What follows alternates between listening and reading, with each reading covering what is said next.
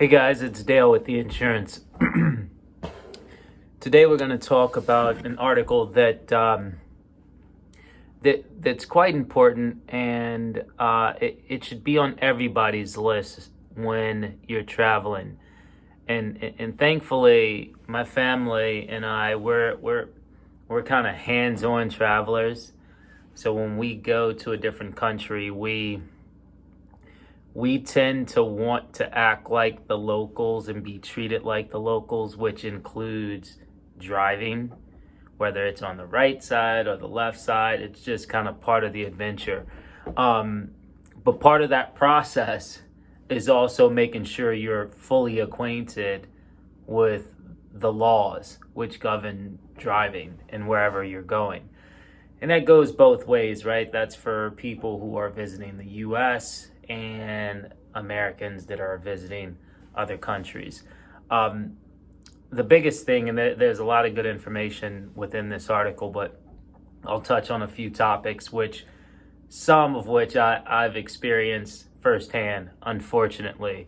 So hopefully you don't have to go through those problems and you just adhere to some of the advice that we kind of hold in this article.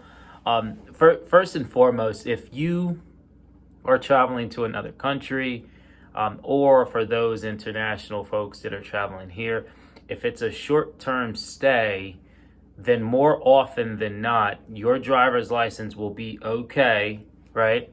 But make sure, right? Because it's very easy to get an international driver's permit. All you've got to do is, I mean, you could actually do it online through AAA. But if there's a AAA office, if you're American and you're going overseas, if you're near a AAA office, you can go in. I think it's kind of like 15 or 20 bucks. It takes 20 minutes.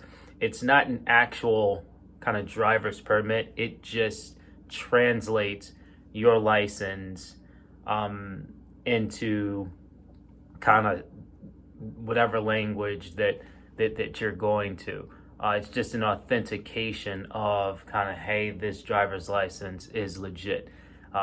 Just in case you're going to a country that where English is not the first language, right? They look at your license. They don't really know if it's real or fake. You have an international driver's permit. That shows and gives them credibility of, you know what, this is real. For those that are coming to the U.S., you would then get an international driver's permit at whatever location or municipality that handles that within your country. That's to be absolutely safe, right? That's understood in international driver's permit, understood in every country, right? But you still do your research because there's some countries that you really don't need it, right? For like in the US, if you're driving to Canada, your driver's license and insurance is fine for Canada. If you're driving to Mexico from the US, your driver's license is fine, but you've got to buy local insurance because your insurance won't cover you in Mexico, right? It's those nuances that you have to research to make sure you're fine. So if you are on a short-term visit, driver's license may be fine, but if you want to cover your bases and you have any doubt, get your international driver's permit. In terms of insurance, short term, you could do one of two things. You could be added to a person's current policy, right? If you're coming to the U.S. As a international person, or you can find insurance domiciled within the United States, or get insurance from your country which covers you internationally, right? The same holds true for those Americans that are visiting other countries. You can obviously, if you know someone there, perhaps try to get added to their policy. You can check to see if your policy can cover you internationally, which it probably will not. You can try to get insurance through your credit card, which a lot of credit cards do offer. But this is the rub here, and this is where I unfortunately ran into quite a bit of friction. I tried and relied on credit card insurance which simply, I mean, there's a litany of paperwork. You don't know when the actual claim will be handled, and in the interim, you have to cover any damage that you've made to that vehicle that you've rented in another country, right? So this is why I say wholeheartedly, whether you're visiting the US from another country or you're American visiting another country from the US,